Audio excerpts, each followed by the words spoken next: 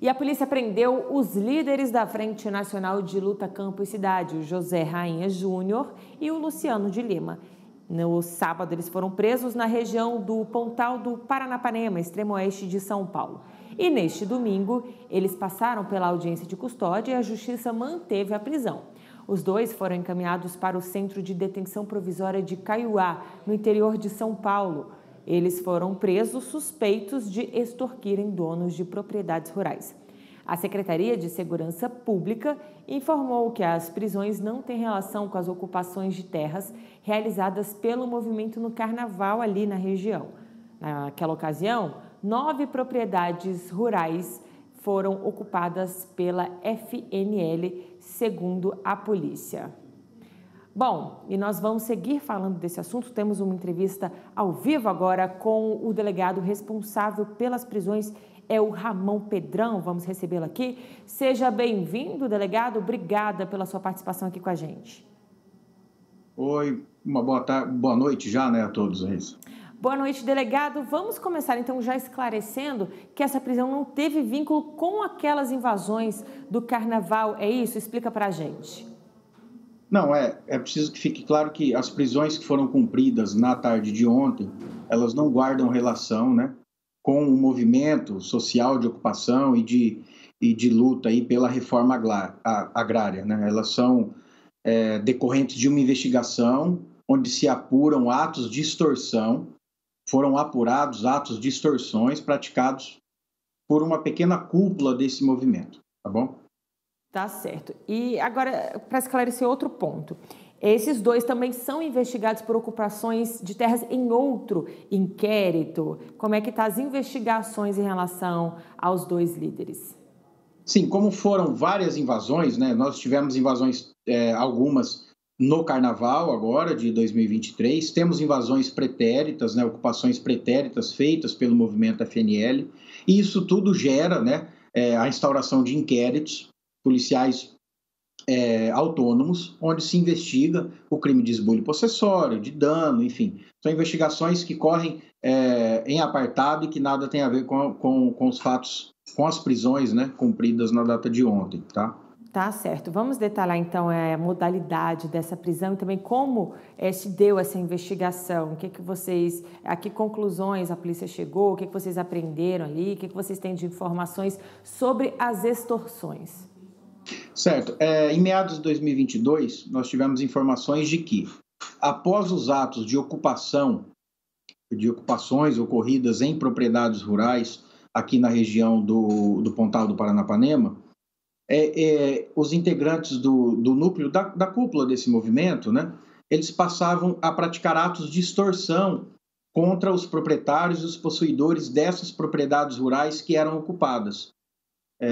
A exemplo, se havia ali uma plantação de soja pronta para ser colhida, se haviam ali animais, gado sendo criado, eles passavam a extorquir esses proprietários, esses possuidores, ou muitas vezes os arrendatários, ou seja, pessoas que não tinham qualquer relação com a cadeia de propriedade e de posse daquelas propriedades, pedindo vantagem pecuniária, ou seja, exigindo dinheiro para que essas pessoas pudessem ter acesso aos seus animais, pudessem alimentar esses animais, fornecer água a esses animais, ou até mesmo realizar a colheita da plantação que já estava ali na iminência de ser colhida, né? Então, diante desses fatos, nós instauramos o inquérito policial, percorremos todo o caminho de investigação.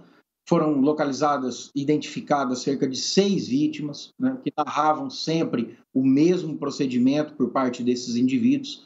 Conseguimos colher ali informações, elementos de informação, provas técnicas que comprovavam e corroboraram aquelas versões iniciais e, ao final, encerramos essa investigação, representando a Polícia Civil do Estado de São Paulo, representou pela decretação das prisões preventivas dos indiciados, e o Ministério Público foi favorável, ofertou denúncia ao Poder Judiciário, inclusive, o Poder Judiciário recebeu essa denúncia e decretou essas prisões preventivas, as quais foram cumpridas na data de ontem.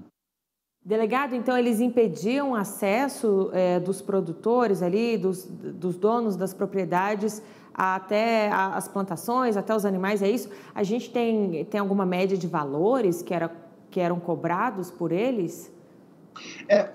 Variava, né? Então, uma vez realizado o ato de ocupação, sem o conhecimento dos demais integrantes que acreditam estar participando de um movimento social, eles passavam a extorquir esses proprietários, esses possuidores, no sentido de impedi-los de realizar a colheita, né? Impedi-los de ter acesso aos seus animais, muitas vezes cobrando para que houvesse a transferência de propriedades ou de parcela dessa propriedade para esses indiciados, de maneira a possibilitar a desocupação da área. Então, os valores variam muito. Ora, R$15 mil por mês para poder ter acesso, ora, R$50 mil para poder realizar essa colheita, ora, o pagamento de R$1 milhão em virtude de parcela dessa propriedade. Enfim, são atos que em nada têm a ver com a reforma agrária e feitos, e é preciso isso, de maneira alheia, né, aos demais integrantes do movimento. A gente esquece isso, até uma confusão, já que eles estão ligados muito. Voltar um pouquinho, então, dado, ocupar quando, segundo a denúncia desses... São meados de 2022, início de 2022 ali, foi que a gente começou a apurar e a constatar esses atos de extorsão. Importante ressaltar também a data de início, né, desse ato. Muito bem, eles passaram pela audiência de custódia, a justiça manteve a prisão e agora, delegado, qual o caminho dos dois e se condenados, eles podem pegar até quantos anos de prisão?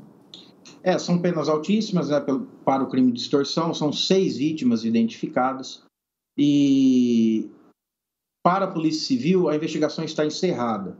Tá? No decorrer desse tempo, nós conseguimos colher os elementos de informação necessários ao indiciamento, né? Nos convencemos de que os crimes realmente ocorreram, por isso eles foram indiciados. O Ministério Público ofertou denúncia, o Poder Judiciário recebeu a denúncia e decretou essas prisões, ou seja, eles já são réus. Então, para a Polícia Civil, em relação aos atos, aos fatos, né, que foram objetos que foram objeto dessa investigação, a investigação está concluída, tá bom? Tá certo. Antes da gente encerrar, delegado, e no depoimento deles, o que eles alegaram? Durante a investigação, nós não acabamos por localizá-los, né? Informalmente, eles dizem que não participaram desses atos de extorsão e que tudo não passa aí de uma confabulação, enfim, em desfavor deles.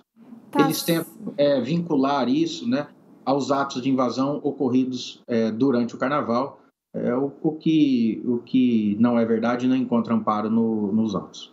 Tá certo, delegado Ramon Pedrão, muito obrigada pela sua participação aqui com a gente ao vivo nesse sábado. A gente sabe que a agenda do senhor está bastante disputada com toda essa situação por aí. Muito obrigada e uma ótima semana para o senhor. A gente segue acompanhando o caso dos dois. Obrigada. Eu que agradeço. Fica com Deus, Raíssa. Até a próxima.